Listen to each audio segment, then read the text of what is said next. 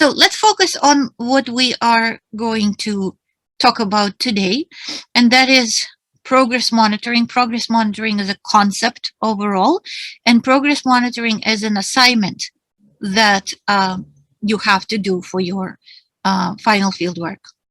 So the purposes of progress monitoring are to develop and evaluate students' progress towards IEP goals, right? Because we have to report how are they progressing, to monitor students' progress beyond the IEP goals, right? You can decide to measure something that you see they need support in, and also to inform instruction.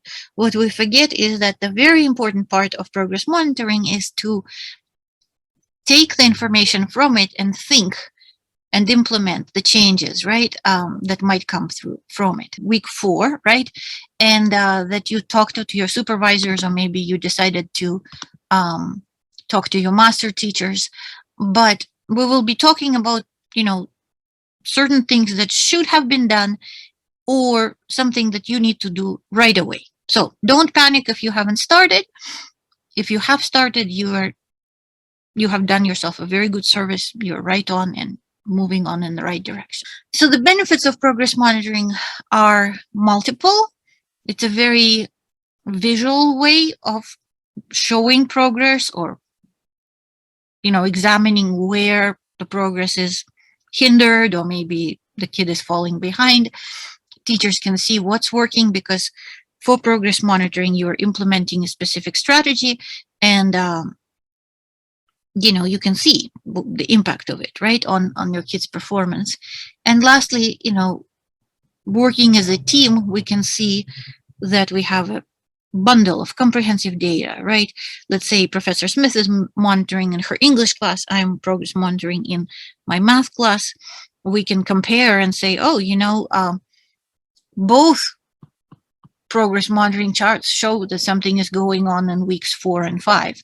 The child might have been dealing with something at home, or other things. Okay. Very, very important detail. So as I'm talking to you about this, please see if your beginning of the progress monitoring assignment is similar to what I'm talking about, right? So the way you administer and score progress monitoring has to be standardized. Standardized in the sense of it has to be uniform for the same amount of time. So if I decide to progress monitor your fluency, it would be reading fluency. It would be best if I decided, do I spend a minute for my test, right? Or maybe it's math quick facts, and it's again a minute-long test, right? It's very important also to know what time you will spend on teaching and intervention, right? So you decide, okay, I'm going to test on Friday for 1 minute, but I'm also going to meet with my students and work on this particular skill 3 times a week for 20 minutes in such and such a group, right? And so you shouldn't be changing those. So you can't be doing 3 times a week, 20 minutes a week, 1 week, and then shift it all around, right? So administration, scoring, and intervention have to be uniform. You cannot be making changes without having thought it through and without giving it ample time, okay? So if it's a one-on-one assessment, that's one thing. If it's a small group assessment, that's another thing. If it's a whole class just, reading silently and answering some questions, that's okay too. But just remember that time, group size, number of problems, number of questions, right, have to be uniform. You can't be changing them around. What you are measuring has to be related to the outcomes for the year, right? So we're hoping that in your Monday through Friday teaching, you will be able to choose the content that's related to students' goals, but is also related to the skills that you're teaching within that year, right? And also that you can tie it to the progress that the student is doing, within the term, right? And you probably already know, but as special education teachers, we report the the progress towards the goals, right? And so progress monitoring will be very handy in this case. Okay. Assessment usually happens and should happen after weekly instruction. This is very important. And I'm thinking of some of you who are in, classes like 4257, maybe you have been there. It's very, very important that you don't just assess. You also have to teach, right? And you have to teach intensively. Otherwise, your progress monitoring will not show any growth. Assessment itself is a probe. It should be brief and should be easy to score. And then your assessment should have a graph. Assessment or progress monitoring can happen in any area, right? As long as you can distill a skill that your student needs to work on, right? So to say, oh, I'm progress monitoring in reading is too broad, right? But if you say, oh, I'm progress monitoring in reading, I am assessing oral reading fluency, and then I would even specify it even further, and I would say at text level, right?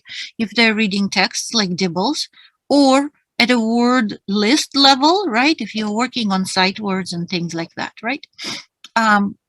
If your students are struggling with decoding, you could also be working on nonsense or made up word fluency, or even morphological fluency, right, where they're decoding prefixes, affixes, roots, and so forth, right? You could be doing assessment complete without any writing or without any print, right?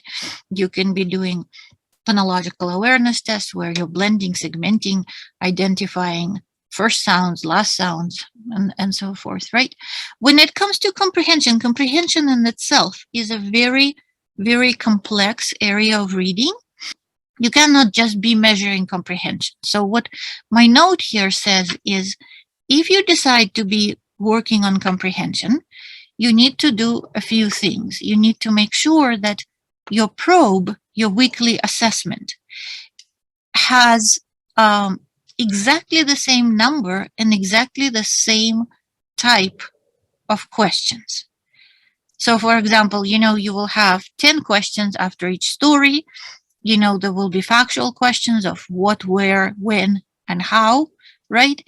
And then there will be, let's say, 3 inference questions or 4 inference questions, right? Why do you think this happened? How did the character arrive to this conclusion, and so forth? And so what's important is that, the test that you would administer every week will have the same type and the same number of questions, and also that your teaching reflects the questions that your comprehension assessment has. Does that make sense? So perhaps it's would be even better to take comprehension and dissect it into factual questions, and you can ask factual questions that can be right there in the text, and then, or you can teach just inference and then ask only inference questions. Okay, for younger kids it could be letter sound identification. So here we're just going through examples. And you are welcome to try and progress monitor in math, right? You can do any computation tasks. The problems that you're devising or finding online, or wherever you're getting the problems, are targeting the same skill and targeting the same difficulty level, right? So if it's 2-digit numbers, great. If they need to do regrouping, that's an added level of difficulty, right? So be very careful as you go through the probes and as you go through your instruction. Okay. I would like to turn to my students who are in the moderate to severe specialization, right? You guys are also teaching functional social communication skills. We're teaching school success and life success skills. So I have 3 examples here, right? You can see how a person progresses in greetings and initiating conversation, right? You could be looking for increases in replacement behaviors, right? There could be growth and organizational skills and homework completion, but what can you be progress monitoring in the area of functional, social, or communication skills? Or are you all doing academics? At least in functional, when it comes to math, I was thinking along the lines of like coin and dollar bill identification. Can they identify, a penny, a dollar bill, all that stuff? Very good. Okay. Thank you, Jacob. Go ahead. Anybody? Oh, I've been working on rote counting to 100. Yes. Wonderful. I wanted to turn to Tracy. Tracy is in the audience because Tracy, not because you're a moderate to severe candidate, but because you are working in transition settings, right?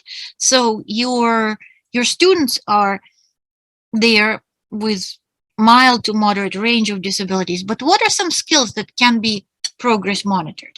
Yes, Dr. Osipova, I tested the whole group with how to calculate their shopping list. So for example, they go to shopping, they go to supermarket, they buy 3 things and they need to add each item together, then plus the tax, then give the total.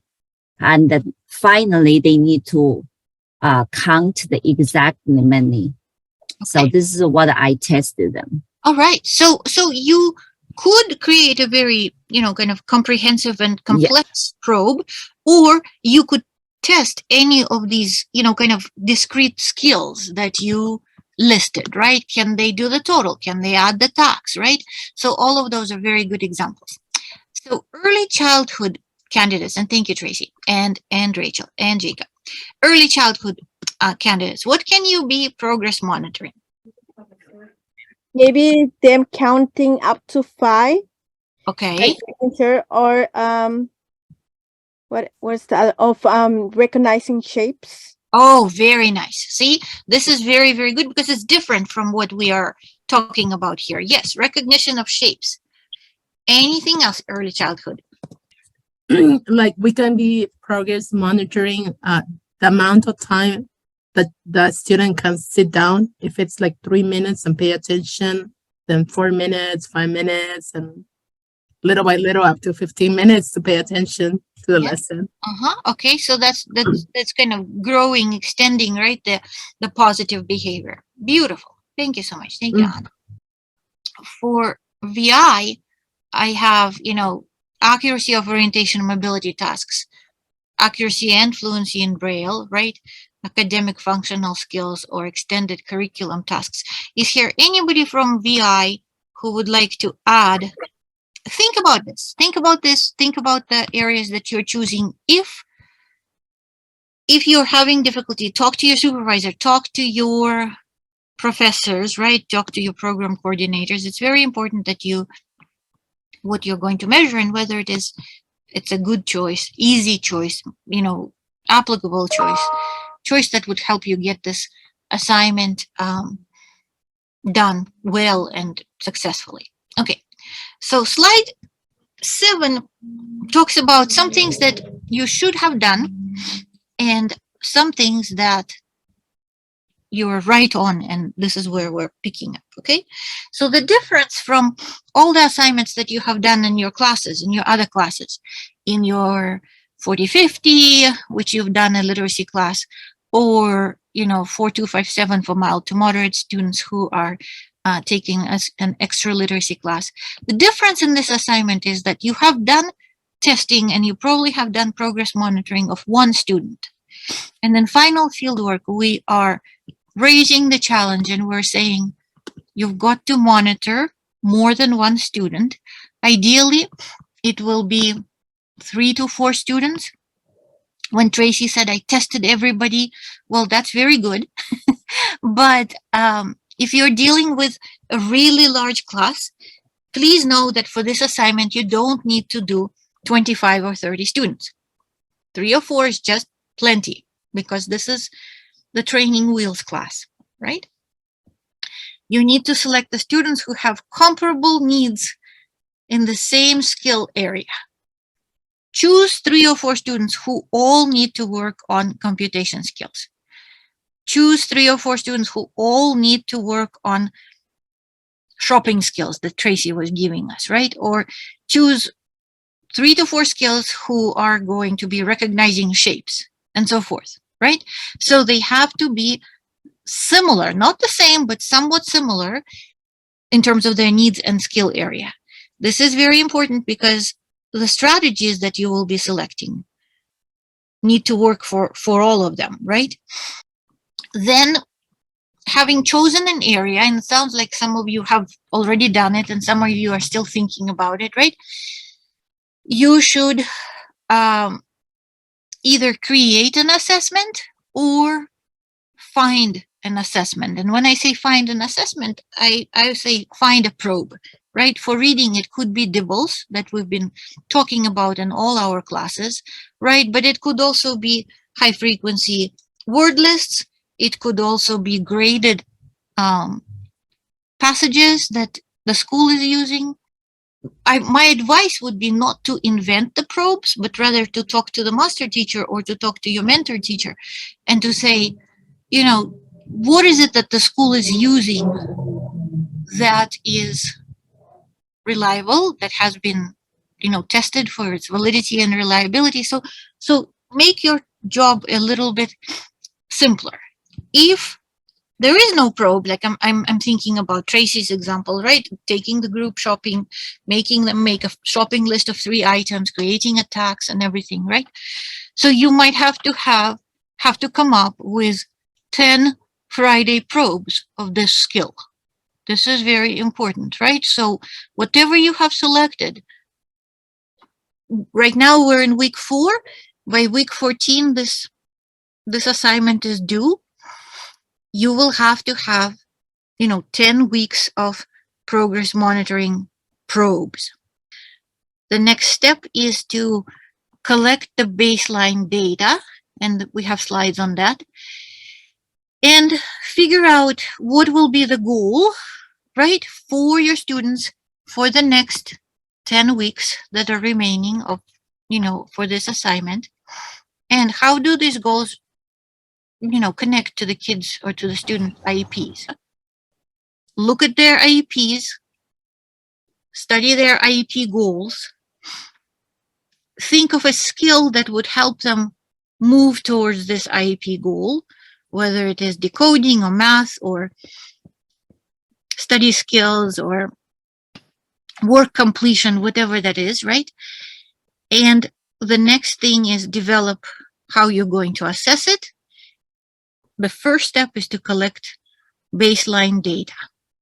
Baseline data is kind of, we can refer to it as cooled testing, right? So you are going to see 3 times or 4 times how is the student performing on this particular skill without any instruction that's happening, right? So if you're starting right now, you could assess the students 3 times in the next 2 days, right?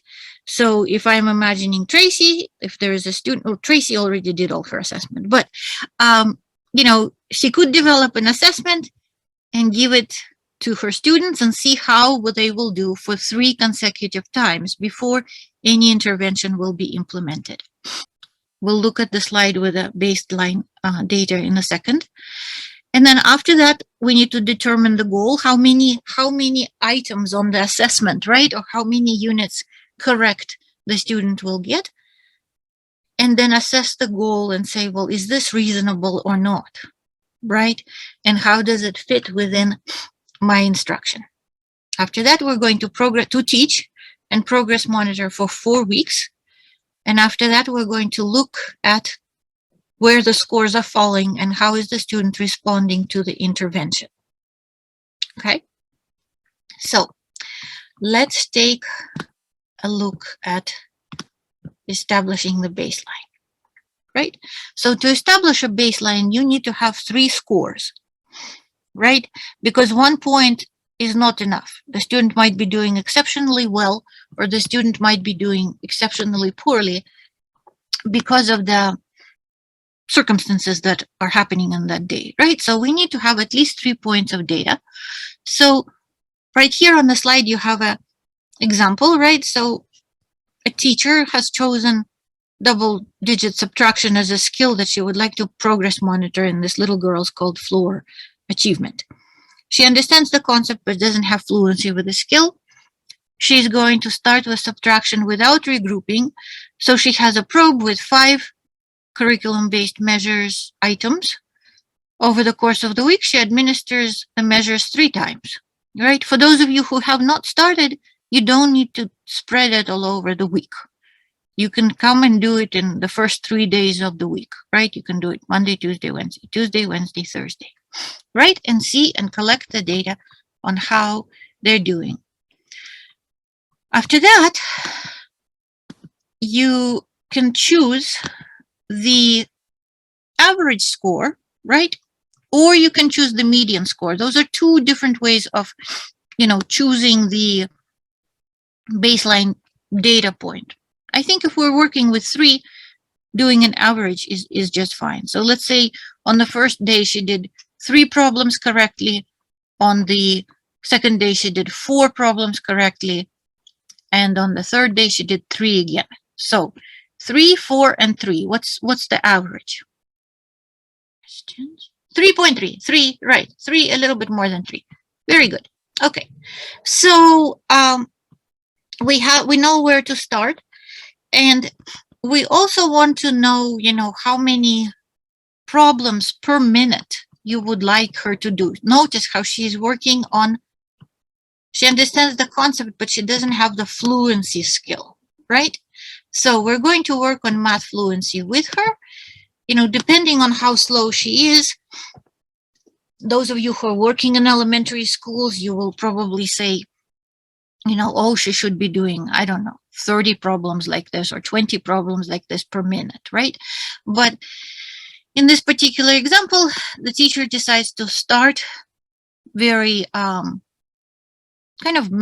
select a very manageable goal, right? And I also would say for you guys in the remaining 10 weeks, try to select a goal that's going to be very, very reasonable, right? Where can we get a kid who is doing 3 problems a minute in 10 weeks? Students, I would say 10. Okay, 8 or 10. And look at that, Maura agrees with you. So that's good. Okay, well, I think it's reasonable, right? It's 2 digits, right? She's still, slowly, if she's doing 3 per minute in 10 weeks, if we're going to get her 3 times as quick, that's pretty good, right? Okay, but the purpose of the slide that you have right here is this is where you might want to talk to your professors or to your supervisors or to your master teachers, because you could ask them for where and how do they set the benchmarks? How do they know that this is realistic, right? My area of expertise is reading and reading fluency and decoding, right? And in your courses such as 40-50, I think even 40-20, and for mild to moderate candidates, 42557, we talk about this lovely team, Hasbrook and Tyndall, right? They're people from Oregon, and Oregon is where the Dibbles, originated. Spent years and years of research to say this is the rate with which kids naturally increase their reading rate, right? And for those of you who are parents, you would know, they initially it's a slow progress, and then, it's a sinusoid, right? It's a graph where kids start slow, and then they're also slow to add in high school as well, because they're just pretty much reaching their reading fluency limits, right? But in the middle, 4th grade, 5th grade, 6th grade, this is when the slope is the highest and the kids are reading the quickest. Okay, so for fluency, you can consult Hasbrook and Tyndall data, and I'm thinking that I will post it on. In terms of other skills, you will have to probably consult with your mentors and master teachers to just kind of gauge the reasonableness of that, right?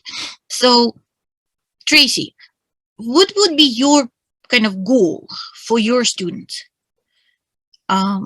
for the functional skills of shopping skills? I would say have them to be able to count coins. Uh-huh. And I'm thinking about the baseline is for them to have mix the coins and the bills Uh-huh. together. Oh, So to mix them, right? Uh-huh. yeah, because their level kind of high at the first time when I test them, but they're just go slowly. They can do it. They're just they need a time. Okay. Yeah, so probably like we have this one, maybe we have the time, have another factor together, because when they go outside to purchase, they cannot stand there for 10 minutes, a half hour, right? Of course, right. So yeah, probably we gave them 3 minutes and they can count bills and the coins Okay. with Yes. And so 80%. But maybe at the beginning, if they're 50%, they can up to 80%. very good. Yes. Yes. Excellent. And your line will probably be going down, right? Because you're talking about decreasing the time, right? Spent in task. Okay. Let's go back to our girl Floor, who does her math. And so these are her first 3 scores, right? And it's 0 first time, no problems, correct. 1 problem, correct. And then 0 again. So the baseline starts at half a point, but you guys were very good selecting. Our midpoint for the baseline is 3.3. They established a reasonable goal line. They want her to get 5 problems correctly, right? In 13 weeks. If you're thinking, is it reasonable or not? Well, from half point to 5 point, the increase is pretty significant, right? I think that would be pretty good if we could make such an impact as student teachers, right? And then we're going to be teaching using a research-based, evidence-based strategy, right? So that's another point at which you want to look at your coursework that you have done within credential program and talk to your supervisors or your instructors. How are you going to tell them that this is a research-based strategy, right? So for example, if you're going to say, I'm going to use pink marker because that's her favorite color, your supervisor might say, well, this would be motivating, but we don't know if she would be progressing with the speed that we need her to progress, right? So we're going to select a strategy and we're going to keep that strategy for at least 4 weeks. Okay. So Tracy, what's the strategy you're using with sorting and counting dollars and coins? I will have Okay. fake bills and the coins. Okay. So they can manipulate the items that's increase their hand fine motor skills and with the eye hand All right. connection skills. Okay. So I'm hearing 2 things. I'm hearing the use of manipulatives, right, that are very close in their, representation of real items. And it sounded like that you also have a graphic organizer where when they manipulate, they can also kind of sort it, right? So let's say that this is the strategy, okay? So you're going to be teaching the strategy for 4 weeks, and then at the end of the week, you're going to be recording their results. And here comes this very important slide number 11, because slide number 11 gives you the decision rules, right? So you have established, let me flip back for just a second. You established the goal, right? You established the baseline, and then you connect the baseline with a goal, and you get the expected growth trajectory. This is the growth trajectory, that the blue line, right? That would allow you to get to your goal by the end of 13 weeks, right? So now we're going to look at the decision rules, and we're going to say, how do the points cluster around this line, right? As we're going on slide 11, if you have 4 scores above the trend line, That means that your student is responding to instruction. Definitely measure for 4 more points. This is very important. So you're going to go all the way with this strategy for 8 weeks. Okay? You should remember that in RTI, right, in response to intervention, the minimal time is 8 to 12 weeks for implementing the strategy and for seeing if it sticks, right? So you cannot be jumping and implementing something else. So Tracy will not be sending everybody to the store with real money in 4 weeks. That would be too risky, okay? So she will continue. And then if the goal is approaching very quickly in 8 weeks, you can tweak it, and, maybe after 8 weeks, you can say, this was amazing and they learned so much, right? If the points are hovering just about around the trend line, continue what you're doing. If there's growth but depressed trajectory, which means, the line is going right under the intended growth line, right? Again, wait for 4 more points. So the bottom line of this chart, believe it or not, is for the most time, you will be continuing what you're doing. Do not jump anywhere. Don't change the strategy. Don't change your approach. You will only make changes if your scores are consistently below the line and are not pulling towards the goal in any way. Let's look at a few examples. Tell me what you think we should do. So, baseline point, half a problem, goal 5 problems. For 4 weeks, she's getting the score of, 1 problem, 2 problems, another 2, and 3. What should we do? Continue for 3 weeks more and see. Yes, wonderful. Very good. Continue for 4 more weeks. Okay. How about this one? Continue. Continue. Yes, somebody is saying yes, Continue. continue. Because what we have here is we don't have the marvelous progress as we had before, where she's, going ahead and probably will even be. Okay, so, here on the previous slide 12, her progress was a little quicker, right? But on slide 13, we can't say that there is no progress, right? It's called depressed trajectory. It's a little bit under, but she'll get there, and she'll get there perhaps, by week 14, which is still predictable and good and better than changing everything all over, right? This is where there is no progress, right? This is the situation where there is absolutely no progress and we need to make some changes.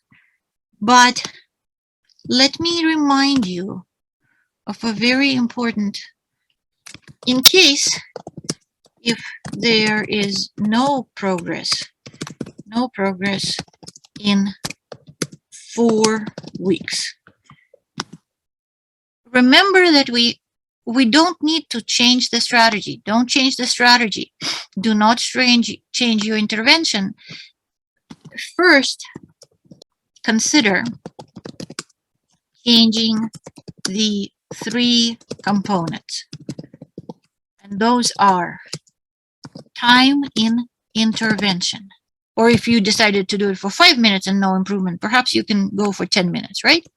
The second one is group size and group composition.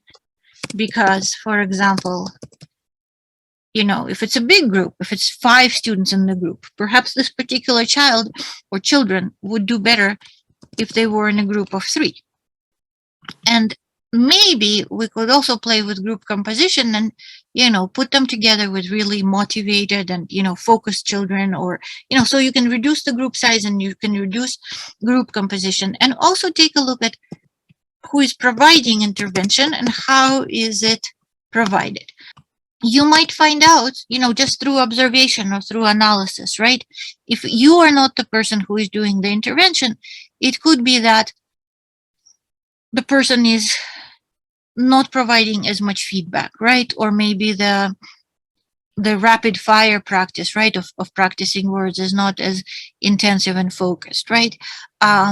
So it's very important to just check for, the integrity of a, intervention. Like, are the people doing, or, if you're working with assistants, are assistants doing what you told them to do, right? And it doesn't have to be assistants. It could also be, I'm providing an intervention and Professor Smith is providing intervention, and we just happen to have very different personalities and we just approach things very differently. So perhaps, by making the same person provide intervention, you would see some improvement. Okay. So if there's no progress in 4 weeks, please do not jump to saying the strategy will never work. Look at the contextual, right? Contextual components or contextual factors. All right. And then this case, this is just a reminder, right? We talked about RTI with 8 weeks as a bare minimum of time to be responsive to intervention. Perhaps with these changes, you will see some improvement, and in 12 weeks, the strategy would work. So this is just kind of a little excursion and when things do not work right? Okay, so we're almost done. Just to summarize the whole thing, right? Checklist that you need to have before developing. So choose the children. Choose a group. This is very important, of 3 to 4 students. So if you're working with a master teacher, please ask them for help to identify them, right? With similar skills, with similar needs, with similar goals, right? Determine the skill you're going to be teaching and develop a probe or find a probe and administer it. Administer it for baseline 3 times. Establish what would be the goal that you're going to be working towards in the next 10 weeks, right? In the syllabus, you will see 13. This is with an understanding that you have started right away, right? If they haven't, then this is a perfect day to have this discussion, right? Figure out the strategy, choose a strategy and deliver instruction. Choose and deliver instruction. Continue to test weekly. After 4 weeks, apply decision-making rule from our slide 12. Make any changes if you think they're necessary. In your paper, you will be describing where it all was going and what changes you made, or maybe you didn't make any changes because everything was going well. And then continue to monitor for remaining weeks. And this is the note for you guys and for your supervisors. Daisy, I'll get to you in a second, okay? It's okay if you didn't get 13 weeks. This shouldn't be the point of panic, but as many weeks as we can put in between now and when it is due would be best. Yes, Daisy. Professor, I am thinking about, for example, if we want to work with a student, track their progress, but they are constantly absent, how will that affect like the data? Will I need to, because I will need to find a way to work with him when he's in school, right? So will I still keep like the 8 to 12 weeks, or do I need to pick it somehow? You're asking a very good question. So I think this is where the magic number of 3 to 4 works, right? Because in that case, 3 or 2 out of your students will be progressing and doing, and reaching their goals. And the other one, you will have missing data and the trajectory will probably be less promising, right? And this is something to do in the write-up, right? So you will be writing about this assignment and you will be analyzing what has happened, right? And I think your supervisor who will be reading the paper will be thinking about the conclusions that you have made, right? And one of the conclusions that kind of, seems to be very promising in your case, in the case of this child, would be that attendance is really important. So do not try to run over to their house and test them while they're sick. This is not a very good idea. Just take the data as they are at school, when they are at school, and mark them when they're absent and see. This is an interesting experiment, how the scores will, react to. What if they have a super mommy and daddy at home and they will like be advanced and jump ahead of the class? So it will be an interesting paper. A couple of reminders, and I will put all of this on Canvas under today's PowerPoint, right? So the topic of progress monitoring, right, ties very well to the topic of data-based individualization. And in 4020, you guys all who took it, and that's assessment in special education, the majority of you took it, and you read an article by Chris Lemons, and it really just talks about the cycle of progress monitor, right? See if it works. If it's non-responsive, change some things. Continue to progress monitor. See where the child is getting. So, an interesting read. The last slide gives you a couple of links to sites that would help you with probes. Progress monitoring tools is a very nice site with probes, and National Center on Interventions has a lot of information about progress monitoring. So those are your resources. And then there was this lovely website where it's a teacher blog, and Professor Smith always inspires me to look at other teachers and what they're doing. And so I also, did my homework, and I looked and I found this one. I think it's called Miss Rios or something like this, but she writes her blog and she writes about, this is what I use for reading comprehension. This is what I use for phonics. This is what I use for decoding. And when I clicked on her resources, they were all very, very good. She uses core reading, she uses dibbles. So her choices were very similar to what we use in the programs. Bye. Have a wonderful evening. So nice to see you. Congratulations on getting through the program. Okay, bye.